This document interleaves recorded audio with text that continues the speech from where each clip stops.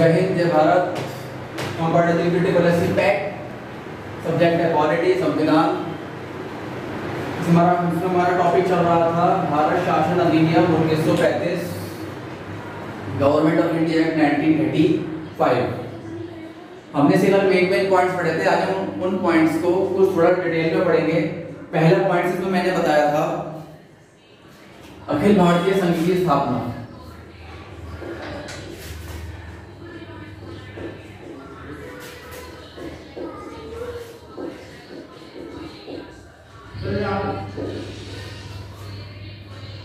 अखिल भारतीय संघ की स्थापना, ऑल इंडियन यूनियन का गठन,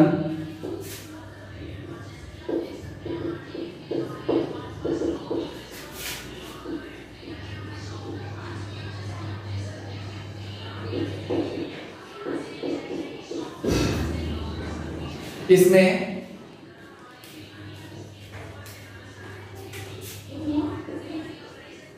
11 प्रांत थे,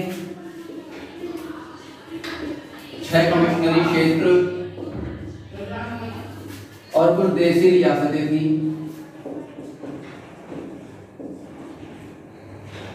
जो ये 11 प्रांत और 6 कमिश्नरी क्षेत्र थे, इनको भाग लेना अनिवार्य था।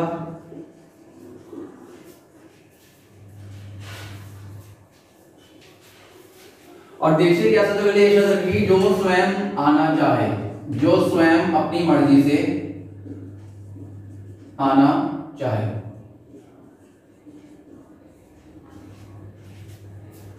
अखिल भारतीय संघ की स्थापना जब हुई, इसमें 11 प्रांत और 6 कमिश्नरी क्षेत्र को शामिल किया गया, जिसमें इनको शामिल होना अनिवार्य था।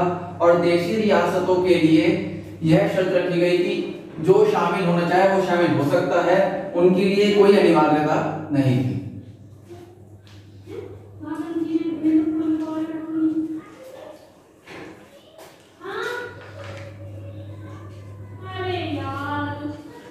दूसरा पार्ट हमने पढ़ा था केंद्र में द्वैध शासन लागू।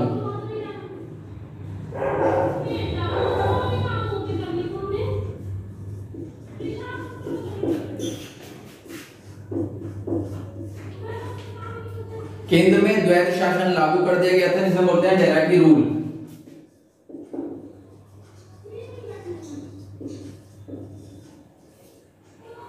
केंद्र में द्वैध शासन लागू कर दिया गया था और इसके स्थान पर जो भारत परिषद थी, भारत परिषद को समाप्त कर दिया गया था।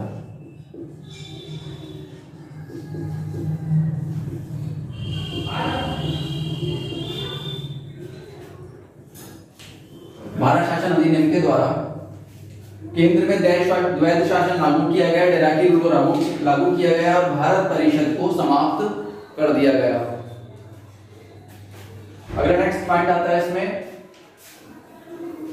संघीय न्यायालय की स्थापना, जो फेडरल कोर्ट की स्थापना की गई।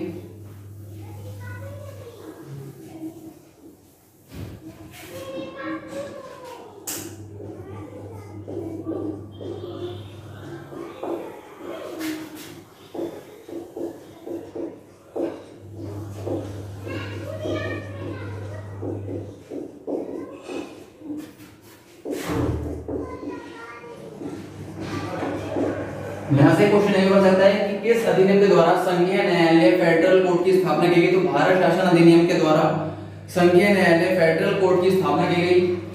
इसकी स्थापना कहां की गई? इसकी स्थापना दिल्ली में की गई 1 अक्टूबर 1937 को।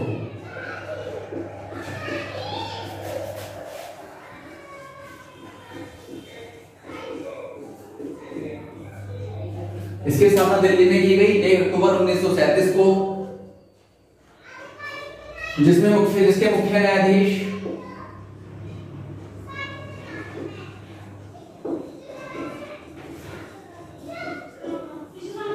एक ब्रिटिश थे, जिसके मुख्य न्यायाधीश एक ब्रिटिश थे, मॉरिस गुएयर।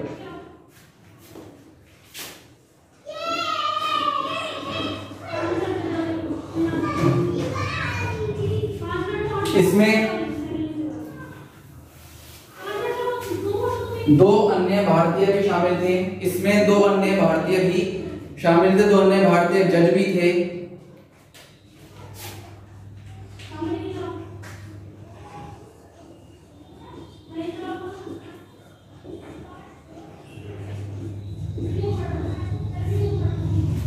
उनका नाम था M.R. जैकब और M.S. सुल्तान।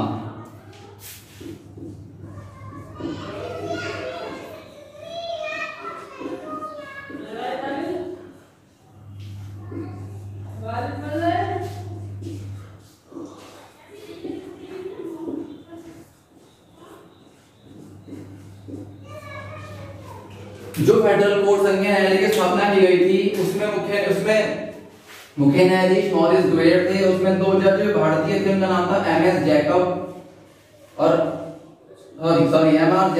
M.S. सुल्तान।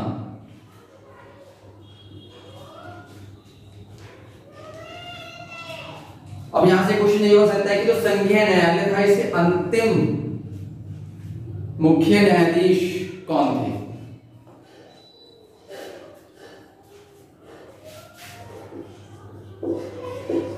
अंतिम मुख्य न्यायाधीश थे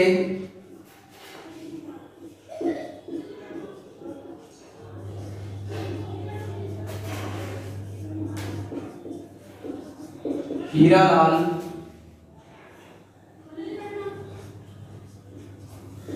जे कानिया।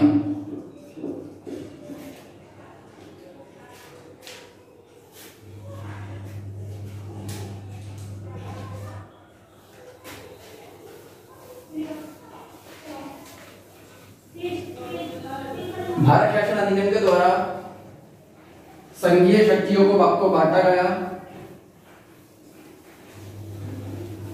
शक्तियों का विभाजन किया गया अलग अलग ग्रुपों में।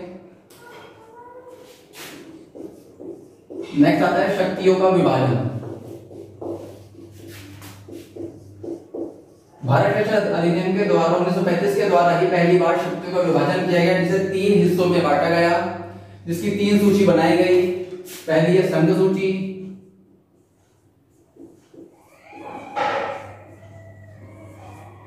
दूसरी है राज्य सूची या हम प्रांतीय सूची भी बोलते हैं,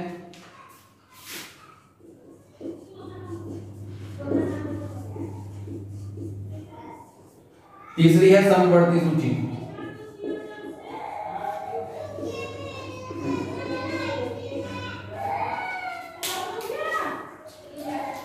संघ सूची यूनियन लिस्ट,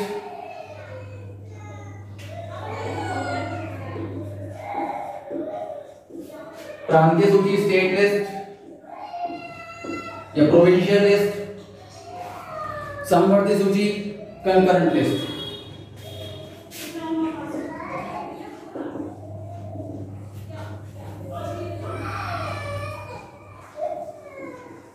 इस सूची में अलग अलग विषयों को रखा गया। वो विषय जो यूनियन देखेगी, जो केवल केंद्र सरकार देखेगी, वो विषय जो केवल राज्य सरकार या प्रांतीय सरकार देखेगी। समवर्ती सूची में वो विषय शामिल किए गए जिन्हें दोनों सरकारें देखेंगी। क्वेश्चन ये हो सकता है कि संघ सूची में कितने विषय थे? संघ सूची में 59 सब्जेक्ट्स, 59 विषय थे। प्रांतीय सूची में 54 विषय थे, 54 सब्जेक्ट्स थे।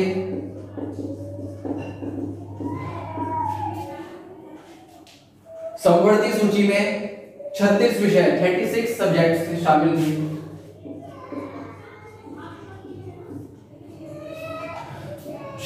जो शक्ति विभाजन किया गया वो भारत शासन अधिनियम 1935 के द्वारा किया गया। शक्ति विभाजन 3 भागों में किया गया। संघ सूची यूनियन लिस्ट, प्रांतीय सूची स्टेट लिस्ट या प्रोविंशियल लिस्ट, समवर्ती सूची कंकरेंट लिस्ट। संघ सूची में 59 विषय थे, प्रांतीय सूची में 54 विषय थे, समवर्ती सूची में 36 विषय शामिल थे।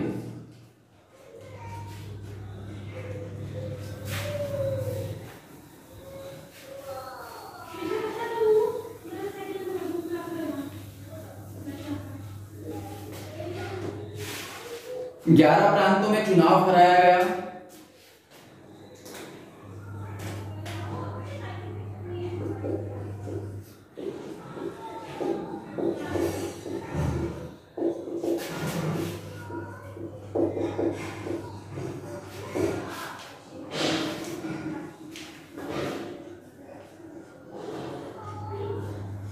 इस चुनाव में कांग्रेस को पूर्ण बहुमत प्राप्त होता है।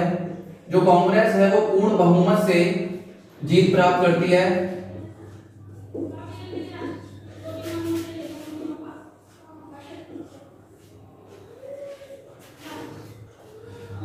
11 प्रांतों में चुनाव 1585 सीटों पर कराया गया था, जिसमें से 711 सीटें कांग्रेस को मिली।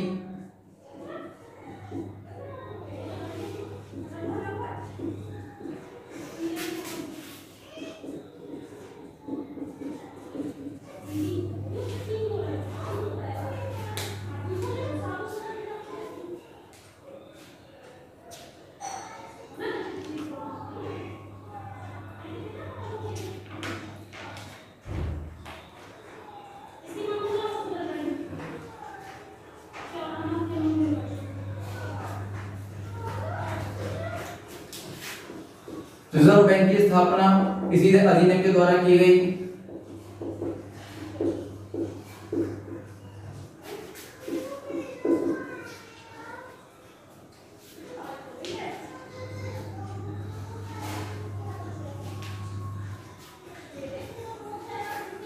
ये थे वो मेन पॉइंट्स जो भारत शासन अधिनियम के द्वारा, जो भारत शासन अधिनियम गवर्नमेंट ऑफ इंडिया एक्ट 1985 में शामिल थे।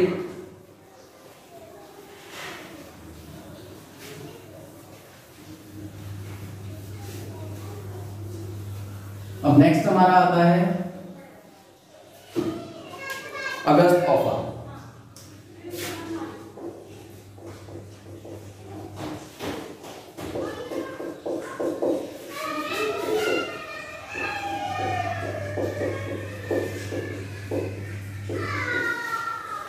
अगस्त ऑफर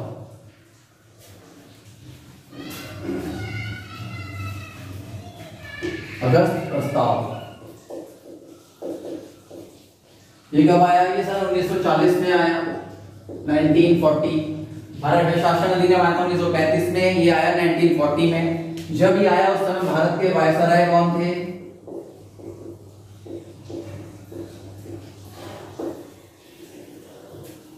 उस समय भारत के वायसराय थे लॉर्ड लिनलिथगो।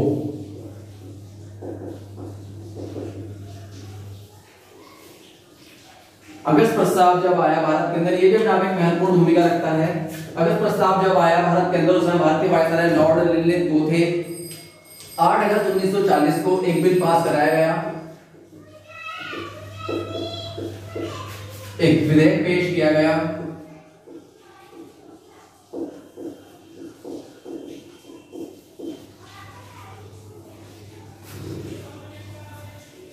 जिसे नाम दिया गया अगस्त प्रस्ताव या अगस्त ऑफर।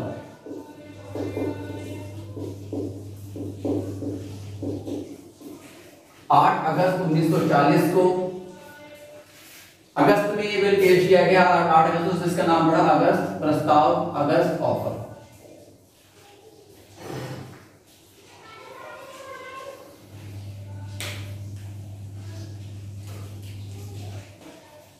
इसके द्वारा क्या क्या सिफारिशें की गई, क्या क्या इसमें कहा गया?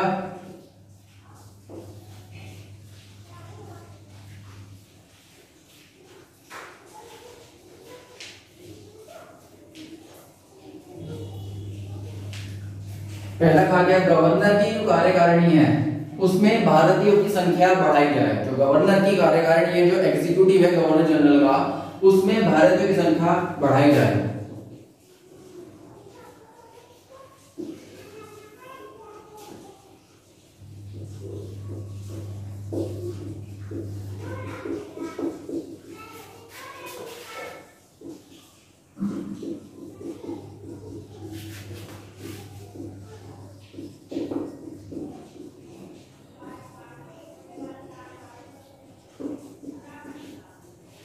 गवर्नर की कार्यकारिणी थी, जो एग्जीक्यूटिव कमेटी थी गवर्नर जनरल की, उसमें भारतीयों की संख्या थी वो बढ़ाने का प्रस्ताव इसमें रखा गया था।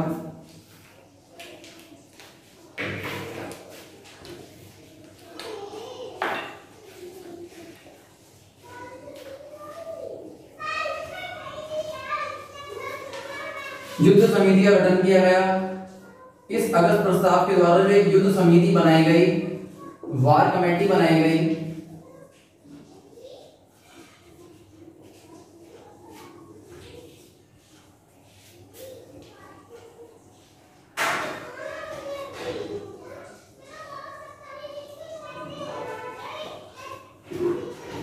एक मोस्ट इंपॉर्टेंट नोट,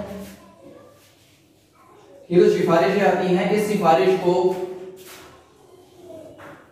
मुस्लिम लीग और केंद्र सरकार, मुस्लिम लीग और कांग्रेस स्वीकार नहीं करती। मुस्लिम लीग और कांग्रेस ने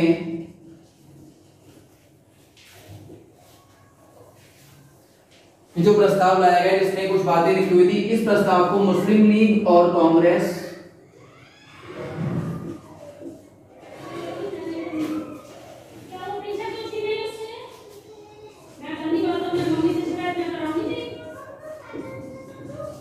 स्वीकार नहीं करती है।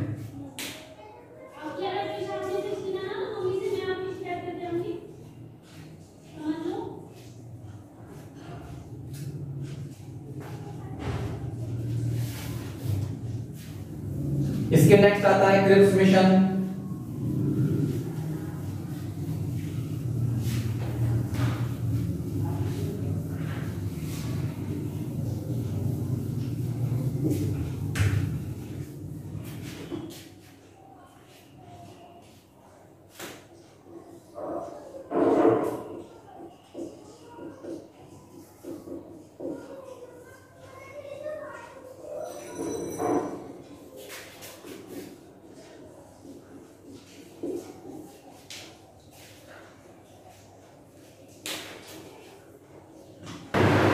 क्रिप्स मिशन की हम बात कर रहे हैं। क्रिप्स मिशन 22 मार्च 1942 को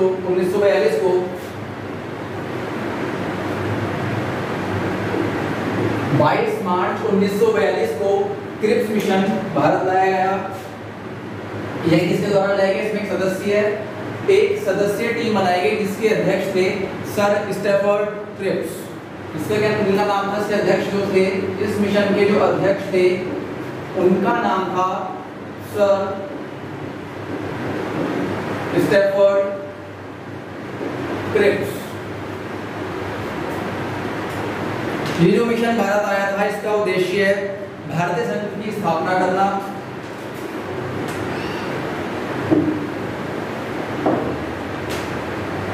भारतीय संघ की स्थापना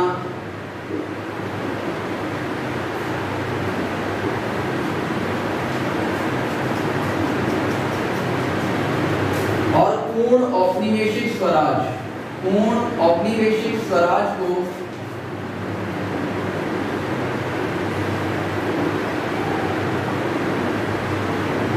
पूर्ण औपनिवेशिक स्वराज प्रदान करना। क्रिप्स मिशन भारत लाया गया 22 मार्च 1942 को सर स्टैफर्ड क्रिप्स के द्वारा, जिसका उद्देश्य भारत संघ की स्थापना करना था और पूर्ण औपनिवेशिक स्वराज प्रदान करना था।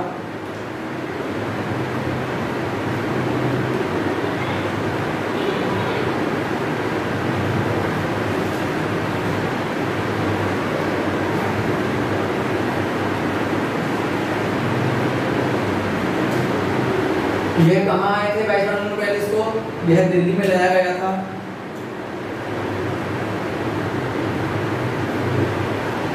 जिसमें एक सभा बुलाई गई। उस सभा में 2 सदस्य भारतीय शामिल थे जो इस मिशन के बारे में या इस मिशन की कार्यकारिणी के बारे में बातचीत करने के लिए गए थे। जो नाम था, पहला पंडित जवाहरलाल नेहरू,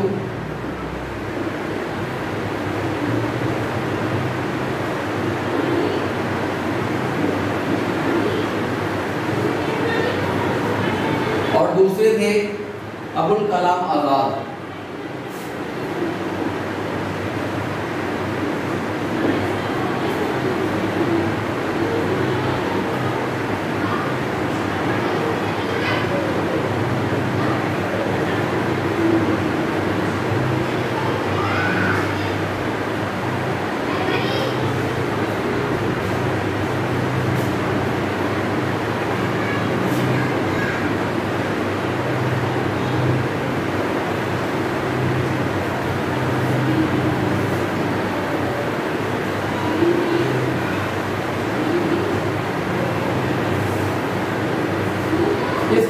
के बारे में आपको कुछ फैक्ट्स तथ्य बता देता हूं। गांधी जी ने इस क्रिप्स मिशन को कहा था उत्तर तृतीय चेक।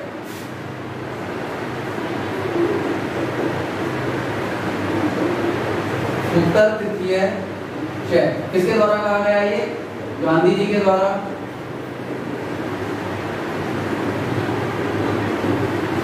इसका मतलब होता है पोस्ट डेटेड चेक, भविष्य में बुनाया जाने वाला चेक।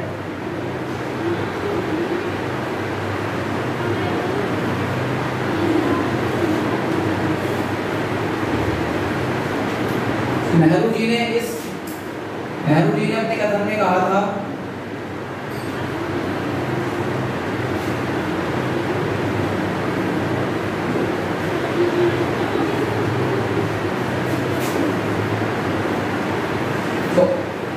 टूटते हुए बैंक का उत्तर तृतीय चेक, टूटते हुए बैंक का या ऐसा बैंक जो दिवालिया होने वाला है, टूटते हुए बैंक का उत्तर तृतीय चेक।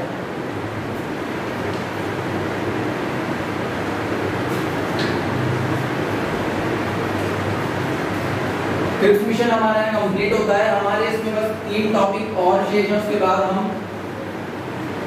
हमारा जो संवैधानिक विकास है, संवैधानिक इतिहास है, पूरा कंप्लीट हो जाएगा।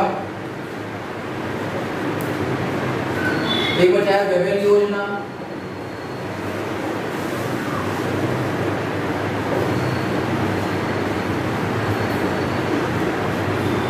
शिमला सम्मेलन, कैबिनेट मिशन,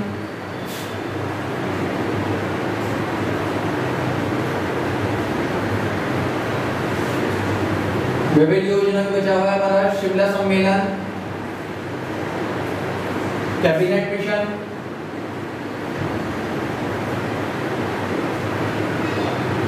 और लास्ट है अंतरिम सरकार का गठन। अंतरिम सरकार का गठन।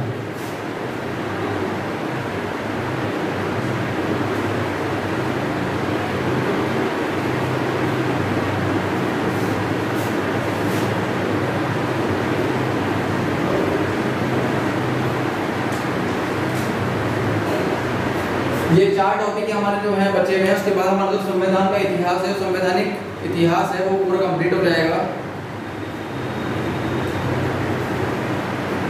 कल की क्लास में ये 4 टॉपिक कंप्लीट हो जाएंगे। उसके बाद हम संविधान को उसकी प्रस्तावना से शुरू करते हुए उसके अनुच्छेद तक कल उसके बारे में पढ़ेंगे, पूरे संविधान के अध्ययन।